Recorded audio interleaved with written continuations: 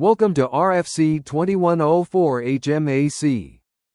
Welcome to the channel. Please consider subscribing. I produce videos daily covering a wide variety of cloud topics with focus on networking. Also, hit the bell icon to get notified of new videos. Today we're diving into RFC 2104, which defines HMAC, or Hash-Based Message Authentication Code. Think of HMAC as a digital signature that proves two things at once. First, that a message hasn't been tampered with during transmission, and second, that the message actually came from who you think it came from. It's like sealing a letter with wax and a unique stamp that only you possess. HMAC is everywhere in modern security. When you connect to a website using HTTPS, when your phone authenticates with a server, when APIs verify requests, or when your password manager encrypts your data, HMAC is likely working behind the scenes. It is a fundamental building block of Internet security that combines the power of cryptographic hash functions with secret keys to create a robust authentication mechanism. The beauty of HMAC is its simplicity and elegance. Unlike digital signatures that require complex public key cryptography, HMAC uses the same secret key for both creating and verifying the authentication code. This makes it fast, efficient, and perfect for scenarios where both parties can securely share a secret key beforehand. We will explore exactly how this works, why it was designed this way, and what makes it secure against various attacks. The problem HMAC solves. Before HMAC was standardized in 1997, developers faced a critical challenge. How do you verify that a message hasn't been altered and that it came from the right sender? Simple hash functions like MD5 or SHA1 can detect changes, but they have a fatal flaw. Anyone can compute the hash. If I send you a message with its hash, an attacker could intercept it, change the message, recalculate the hash, and forward it to you. You'd have no way to know it was tampered with. The naive solution might be to just concatenate a secret key with the message before hashing it. For example, to hash the combined key and message.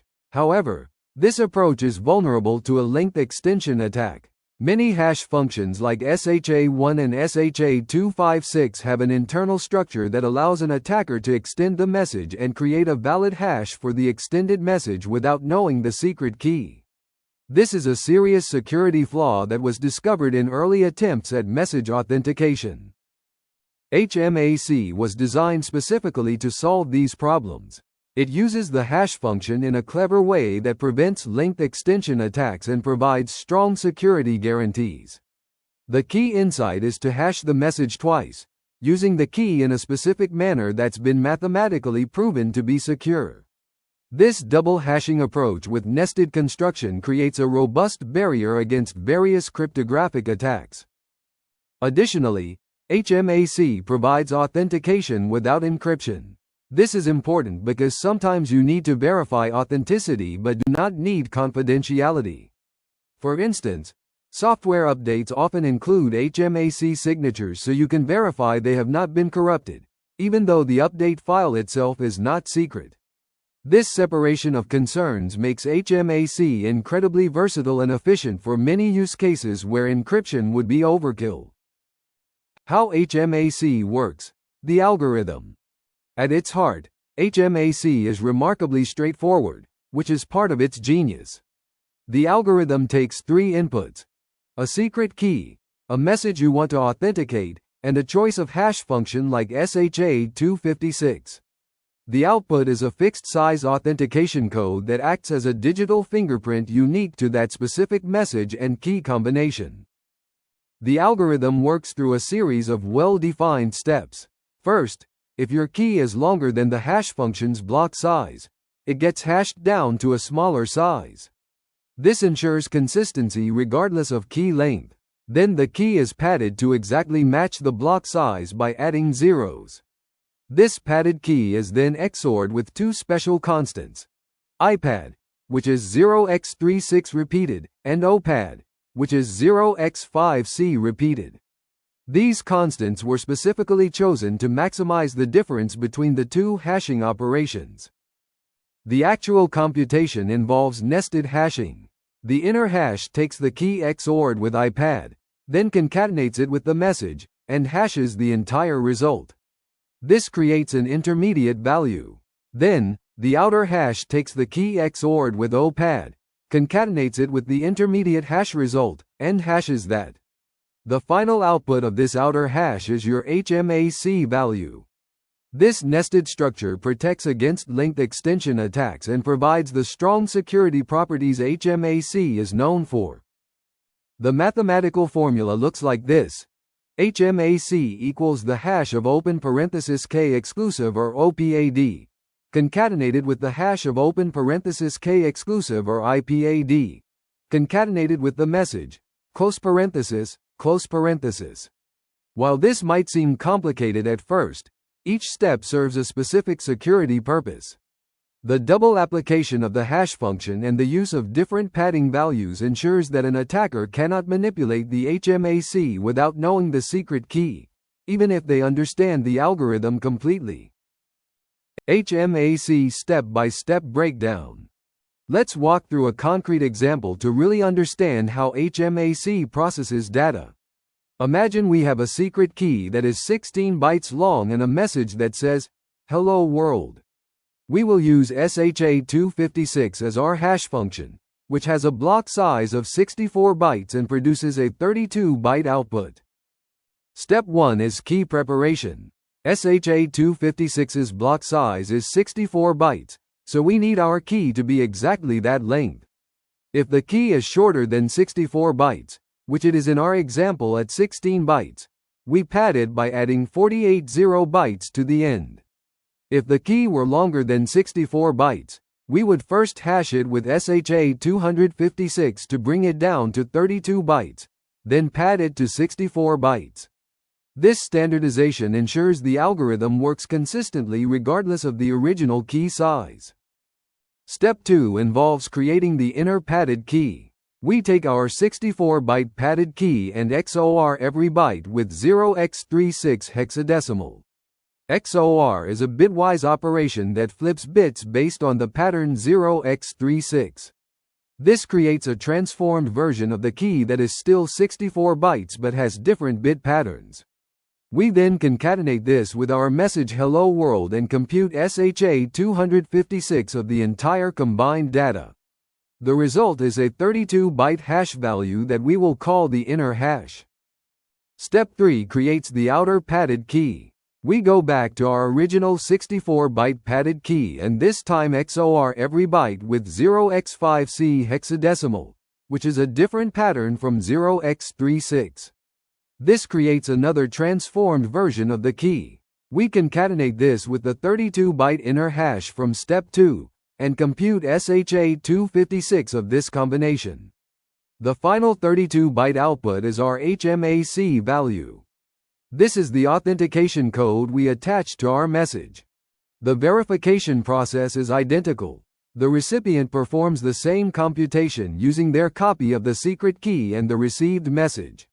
If their computed HMAC matches the HMAC that was sent, they know the message is authentic and unmodified. If even a single bit in the message or key differs, the HMAC will be completely different, making tampering immediately detectable. This deterministic nature makes HMAC perfect for authentication scenarios. Key padding and preparation. The key preparation phase of HMAC is crucial for security and consistency. Different applications might use keys of varying lengths. For example, some might use 128-bit keys, others 256-bit keys, and some might even use longer keys. HMAC needs to handle all these cases uniformly while maintaining security guarantees. When the key is shorter than the block size, which is 512 bits or 64 bytes for SHA-256, the algorithm simply appends 0 bytes to the end until it reaches exactly 64 bytes.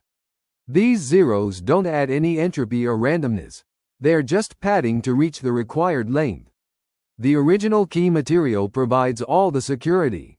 For example, if you have a 32-byte key, HMAC adds 32 0 bytes to make it 64 bytes total.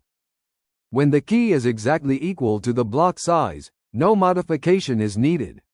A 64-byte key for SHA-256 is used directly without any padding or hashing. This is actually the optimal case from a performance perspective because it skips the key preparation overhead entirely. When the key is longer than the block size, for example, if you are using a 128-byte key with SHA-256, the algorithm first hashes the key down to the hash function's output size. SHA-256 outputs 32 bytes.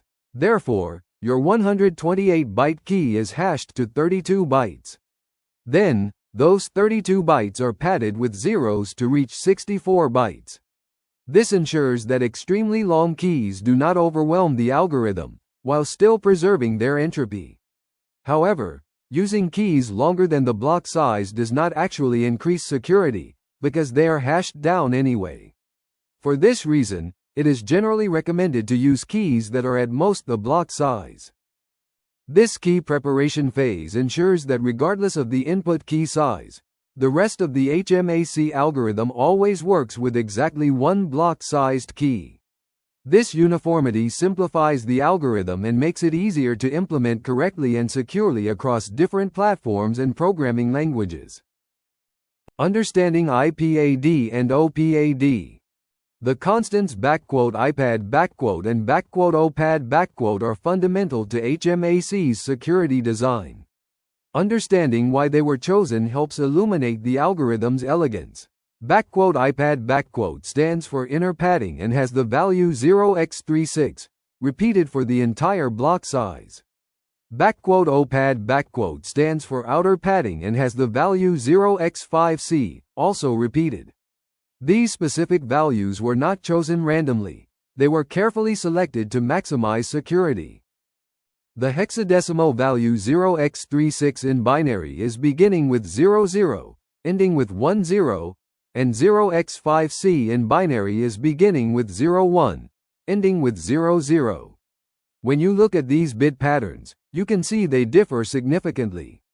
The goal was to ensure that when the key is XO read with IPAD versus OPAD, the resulting values are as different as possible. This difference is critical because it means the two hash computations in HMAC work with distinctly different inputs, preventing various cryptographic attacks. The XOR operation combines the key with these padding values bit by bit. For each bit position, XOR returns 0 if both bits are the same, and 1 if they're different. When you XOR your key with 0x36 repeated, you're essentially creating a transformed version of the key. When you XOR the same key with 0x5c repeated, you get a completely different transformation. These two transformations feed into the inner and outer hash functions respectively. The choice of these specific values went through rigorous cryptographic analysis. The designers of HMAC evaluated many possible padding values and settled on 0x36 and 0x5c because they provide optimal security properties. The Hamming distance between them, which measures how many bits differ, is maximized, making it extremely difficult for an attacker to find relationships between the inner and outer hash computations that could be exploited. In practical terms, you never need to change these values. They are constants defined in RFC 2104. Every HMAC implementation uses these same values, ensuring compatibility and security across different systems. When you are implementing HMAC or debugging an implementation, seeing 0x36 and 0x5c is a good sign that the code is following the standard correctly. HMAC security properties. HMAC provides several critical security properties that make it the gold standard for message authentication. The first and most important property is resistance to forgery. Without knowing the secret key, an attacker cannot create a valid HMAC for any message, even if they can see millions of valid message HMAC pairs. This is based on the cryptographic strength of the underlying hash function and the nested construction of HMAC.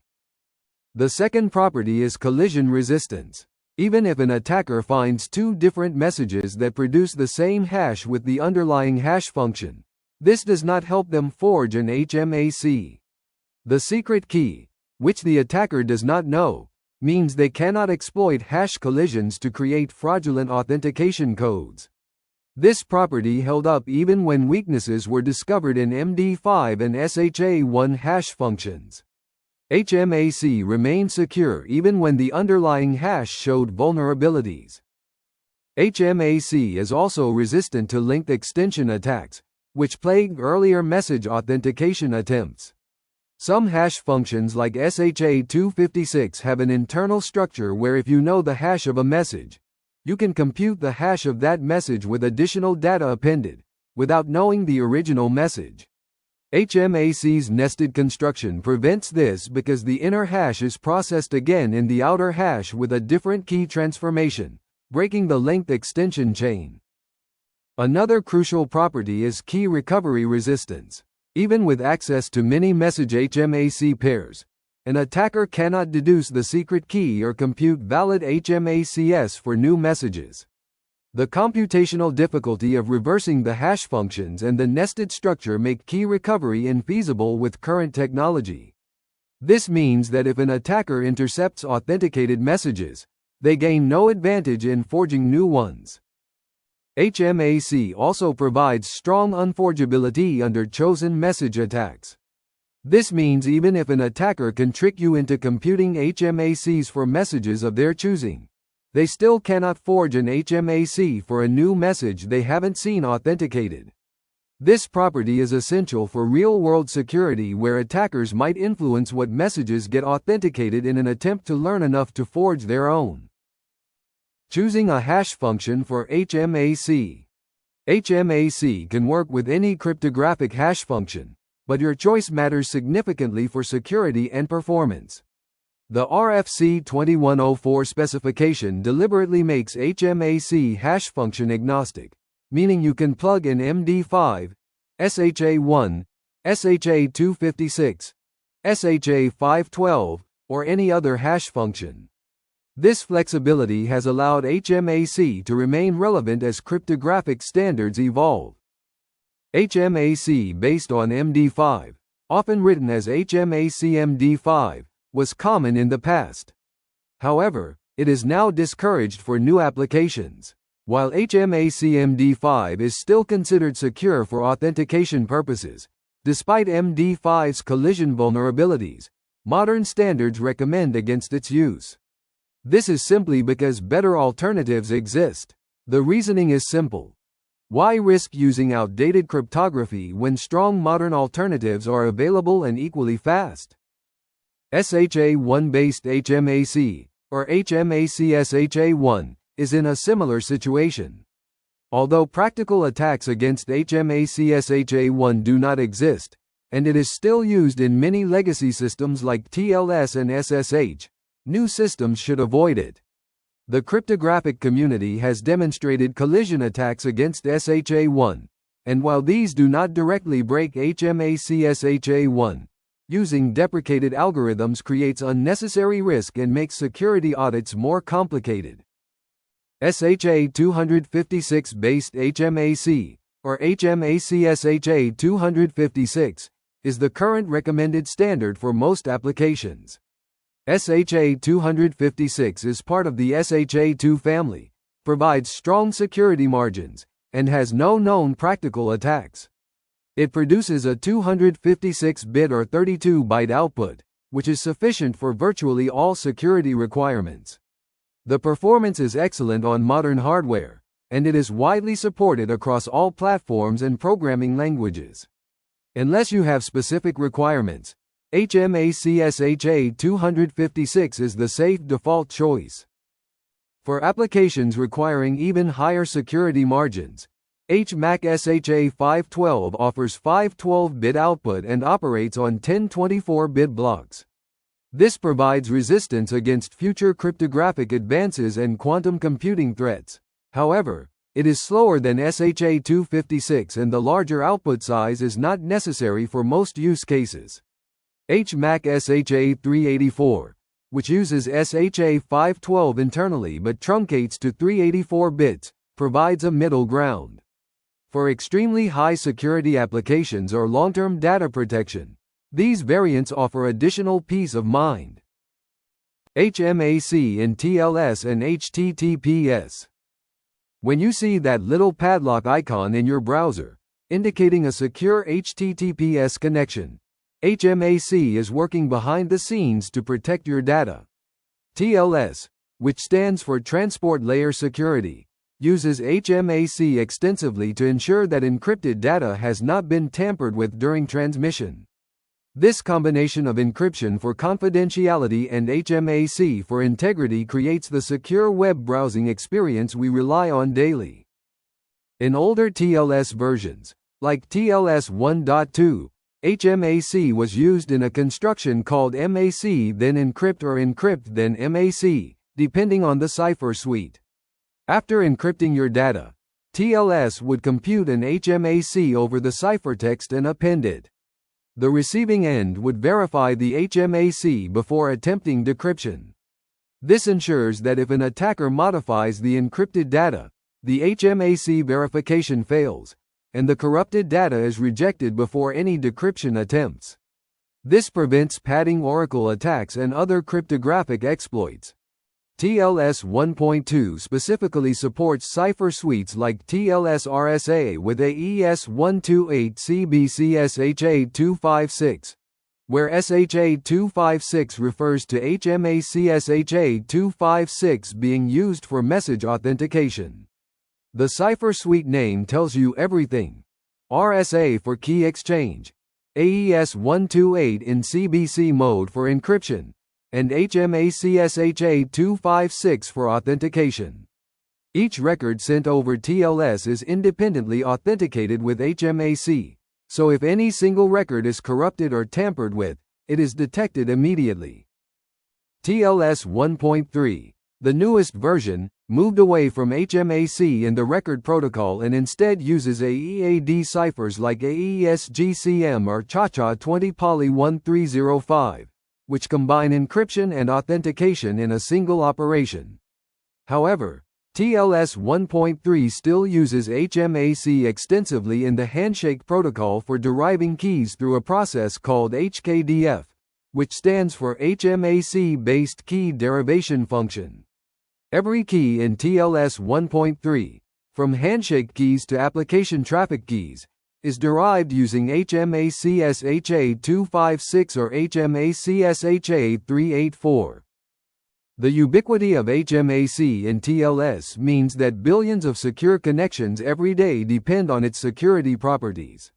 When you enter your password, send an email, make a purchase, or access your bank account online, HMAC is verifying that the data hasn't been altered in transit.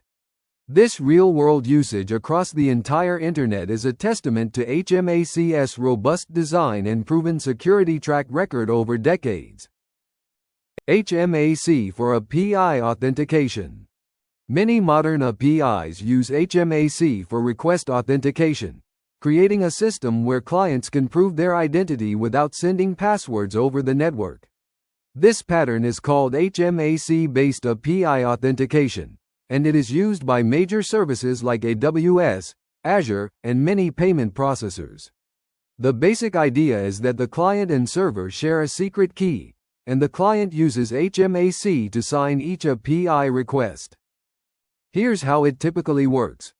When you make an API request, you construct a message that includes key elements of the request like the HTTP method, the URL path, the timestamp, and sometimes the request body. You then compute an HMAC of this constructed message using your secret API key. This HMAC value, along with your API key ID and the timestamp, is sent in the HTTP headers. The server receives your request, constructs the same message from the request details, computes the HMAC using your stored secret key, and compares it to the HMAC you sent. If they match, the request is authenticated.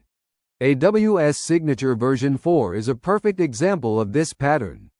When you make a request to AWS services like S3 or EC2, Your AWS SDK computes an HMAC SHA-256 signature that includes the request timestamp, the AWS region, the service name, and the request details. This signature goes in the authorization header. AWS receives the request, retrieves your secret access key based on your access key ID, performs the same HMAC computation, and validates the signature. If the signatures match and the timestamp is recent, typically within 15 minutes, the request is processed. The timestamp inclusion is crucial for security. The system prevents replay attacks by requiring requests to be signed with a current timestamp and rejecting those with old ones. This means an attacker can't intercept a valid request and try to resend it later. Even if an attacker captures your signed request, it becomes useless after its timestamp expires. This time-bound nature adds an additional layer of security beyond the HMAC itself. HMAC-based API authentication offers several advantages over sending passwords or tokens with each request.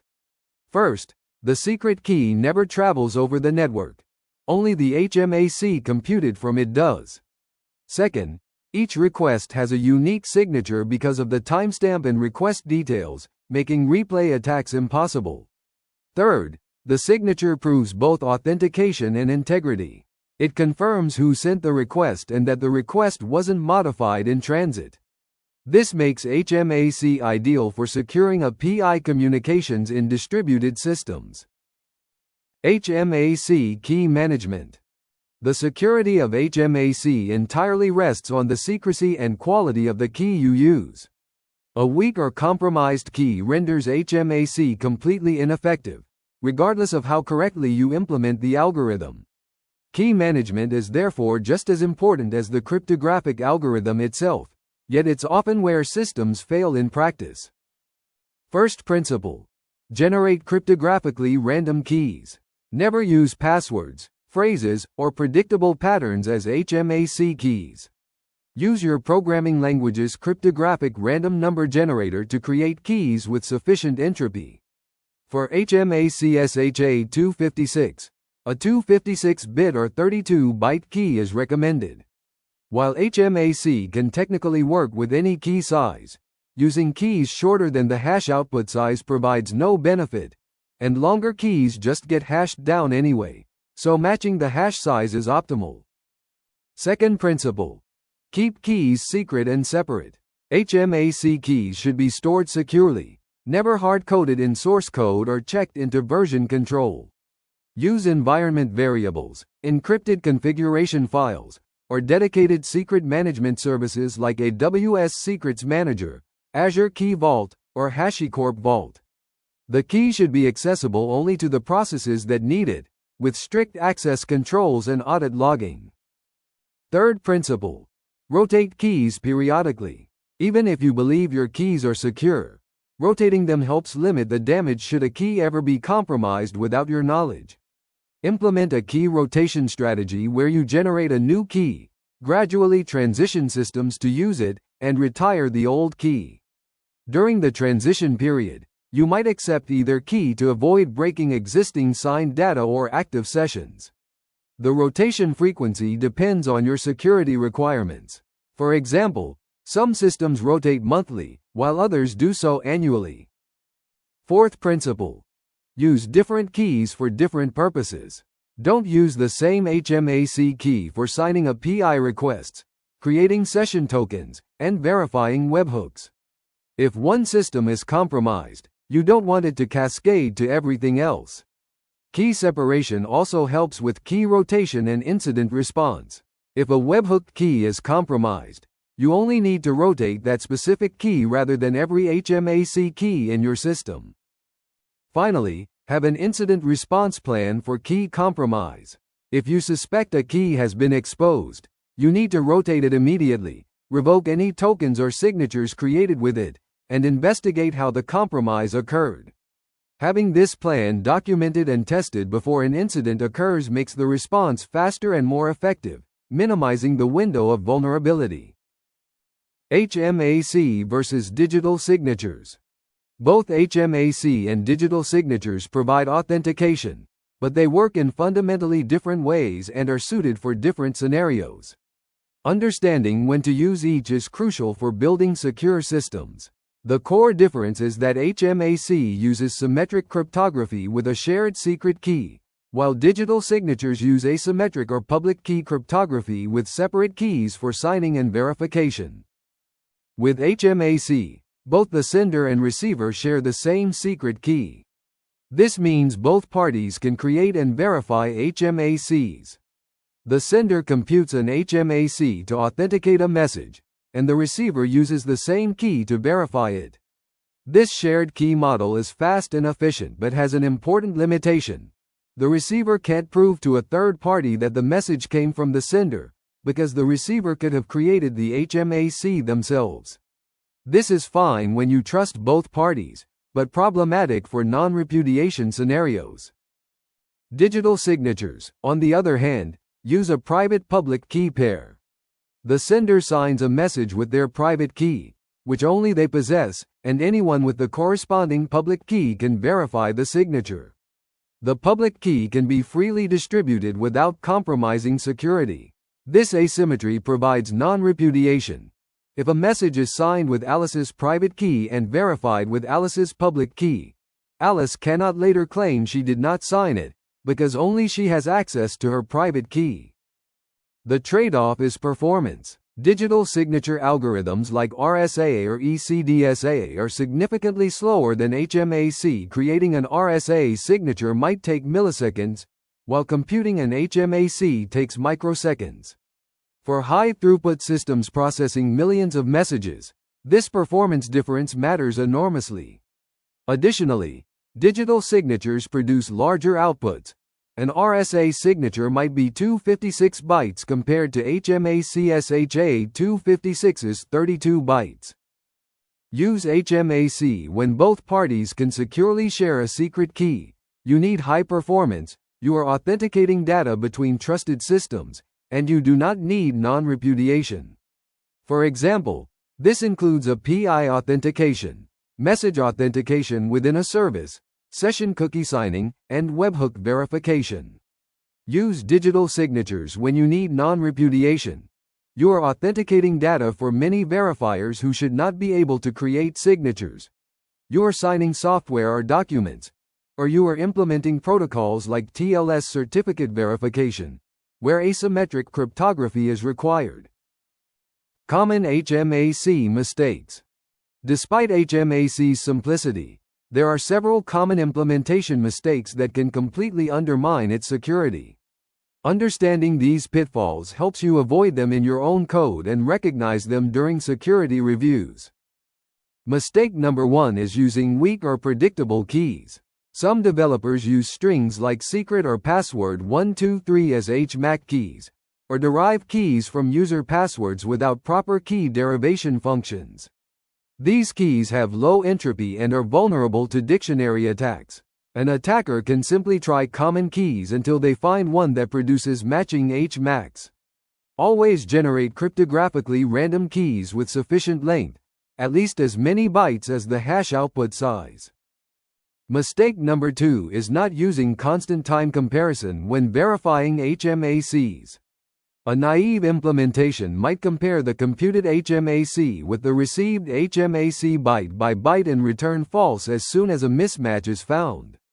This creates a timing side channel.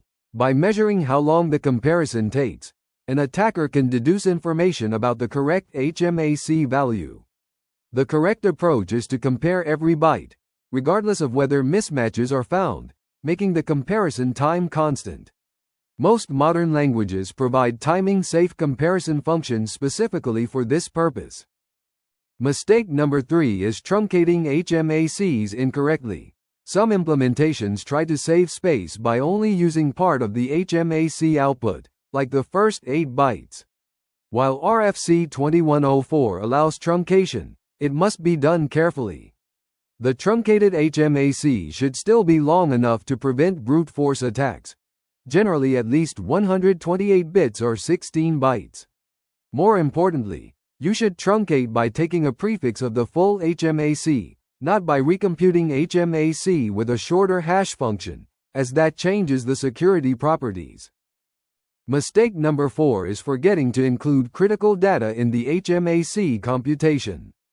For example, when authenticating API requests, you should include not just the request body but also the HTTP method, the URL path, and a timestamp.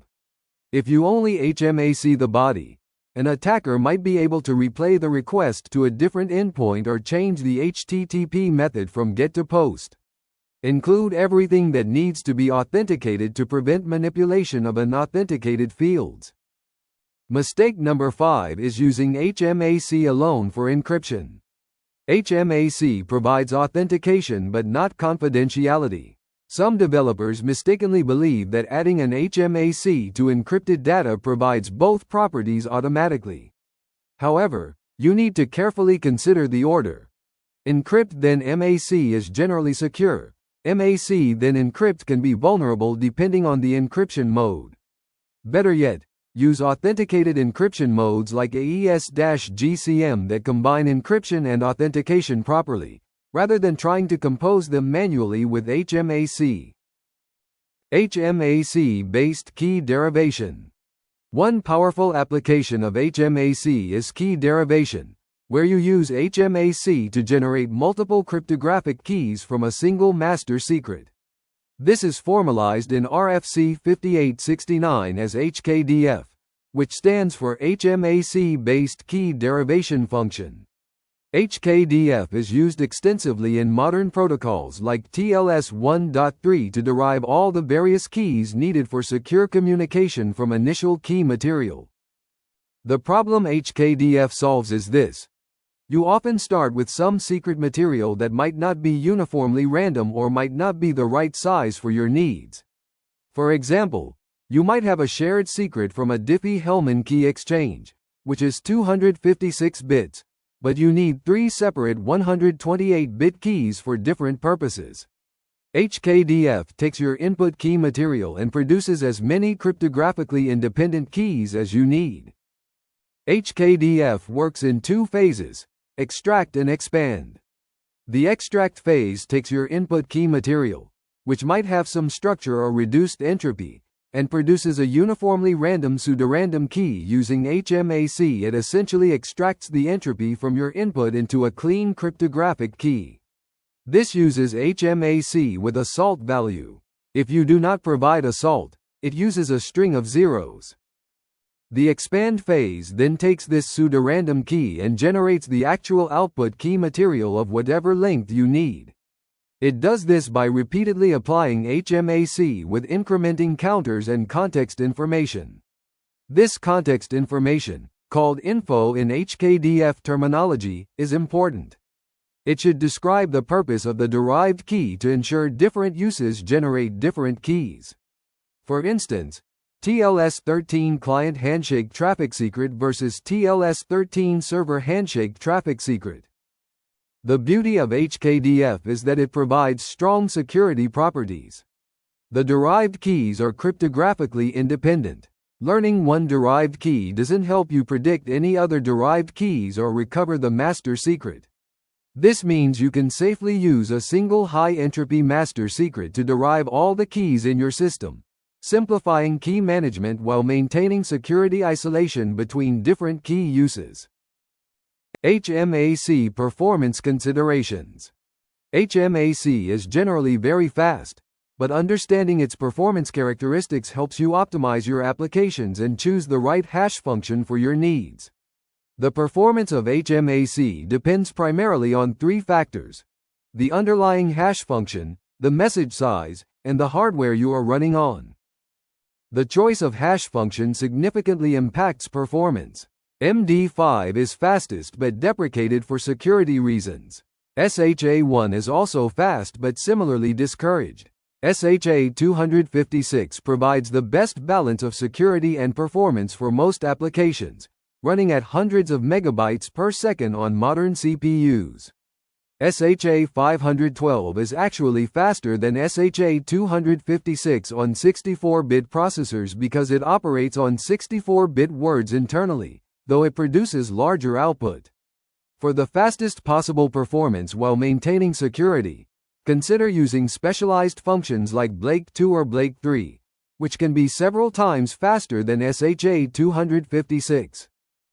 Message size matters because HMAC processes data in blocks. For SHA-256, the block size is 64 bytes. Short messages under 64 bytes are processed in essentially one hash operation for the inner hash and one for the outer hash. Longer messages require additional block processing. The overhead of HMAC compared to plain hashing is relatively small. You're essentially doing 2 extra hash block operations regardless of message size, one for each of the opad and opad transformations. Modern CPUs include special instructions for accelerating cryptographic operations. Intel and AMD processors have AES-NI for encryption and SHA extensions for SHA-1 and SHA-256. ARM processors have similar instructions. When these hardware acceleration features are available and your software takes advantage of them, HMAC performance can increase by factors of 10 or more compared to pure software implementations. Most modern cryptographic libraries automatically use these instructions when available. For applications processing many small messages, the key preparation overhead becomes noticeable. If you are computing HMACs for thousands of tiny messages with the same key, consider reusing the HMAC context rather than reinitializing it each time. Many libraries allow you to clone an HMAC object that has been initialized with the key, allowing you to save the initialized state and reuse it multiple times. This can provide significant performance improvements in high-throughput scenarios. In practice, HMAC is rarely the bottleneck in real applications. Network latency, database queries, and business logic typically dominate execution time. Only in specialized high-performance scenarios like packet processing, high-frequency trading systems, or hardware security modules does HMAC performance become a primary concern. For typical web applications and APIs, even a basic SHA-256 HMAC implementation is more than fast enough. Real-world HMAC use cases.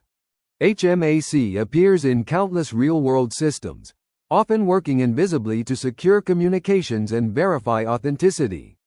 Understanding these concrete use cases helps illustrate why HMAC is such a fundamental building block of modern security. Webhook verification is one of the most common HMAC applications. Services like GitHub, Stripe, and Shopify use HMAC to sign webhook payloads they send to your servers. When an event occurs, like a payment succeeding or a repository being pushed, the service computes an HMAC of the webhook payload using a secret you configured, and includes it in an HTTP header like XHub Signature 256. Your server receives the webhook, computes the HMAC using your copy of the secret, and verifies it matches. This ensures the webhook actually came from the service and wasn't forged by an attacker. Secure session cookies use HMAC to prevent tampering. When a user logs in, your server might store session data in an encrypted cookie. To ensure users can't modify this cookie to escalate their privileges or impersonate other users, you compute an HMAC of the cookie contents and include it with the cookie. Every time the cookie is received, you verify the HMAC before trusting the session data. This allows stateless session management where the server doesn't need to store session information in a database. Message queue authentication often relies on HMAC in distributed systems with message brokers, such as RabbitMQ or Kafka. You want to ensure that messages are authentic and have not been tampered with. Producers can sign messages with HMAC before publishing, and consumers verify the signature before processing. This creates trust boundaries in complex microservice architectures where services might not directly trust each other but share secret keys. Database record integrity uses HMAC to detect unauthorized modifications. Some applications compute HMACs of critical database records and store them separately. Before processing a record, they verify its HMAC to ensure it hasn't been altered by a database administrator, a compromised backup, or SQL injection. This provides integrity guarantees beyond what database permissions alone can offer. Password storage, specifically in older systems, sometimes used HMAC as part of the password hashing scheme. While modern systems should use dedicated password hashing functions like bcrypt, script, or argon2, some legacy systems compute HMAC of passwords with a per-user salt. This is better than plain hashing but inferior to proper password hashing functions that include work factors to resist brute force attacks. Understanding this historical use helps when maintaining older systems or performing security audits. Conclusion and best practices. We've covered a lot of ground exploring RFC 2104 and HMAC, from understanding the fundamental problem of message authentication to seeing how HMAC solves it with elegant nested hashing, to examining real-world applications across TLS, APIs, JWTs, and webhooks. HMAC's staying power over nearly 3 decades proves the value of simple, well-designed cryptographic primitives. Let us recap the key takeaways. HMAC provides strong message authentication using any cryptographic hash function and a shared secret key. Its nested construction with opad and opad prevents length extension attacks and provides security even when underlying hash functions show weaknesses. The algorithm is simple to implement correctly and extremely fast, making it suitable for high-performance applications. HMAC is symmetric, meaning both parties share the same key, which makes it ideal for authentication but not for non-repudiation scenarios where digital signatures are more appropriate. Best practices to remember. Always use HMAC SHA-256 or stronger for new applications, avoiding deprecated functions like MD5 or SHA-1.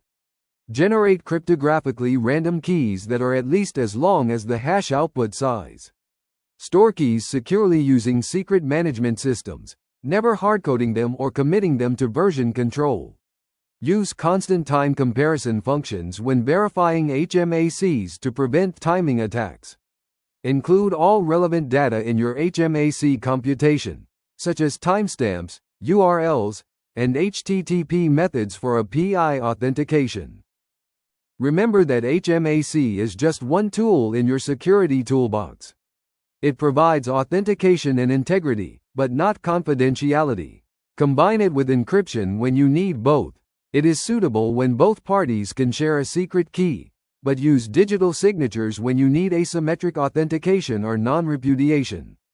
And always keep your cryptographic libraries up to date, as improvements and security fixes are constantly being made. HMAC's simplicity is deceptive. Beneath its straightforward algorithm lies decades of cryptographic analysis and real-world battle testing. Whether you're building APIs, securing webhooks, implementing authentication systems, or just trying to ensure data integrity, HMAC is a reliable, proven solution. Understanding how it works and when to use it makes you a better developer and helps you build more secure systems. Thank you for your attendance. Please consider subscribing to the channel.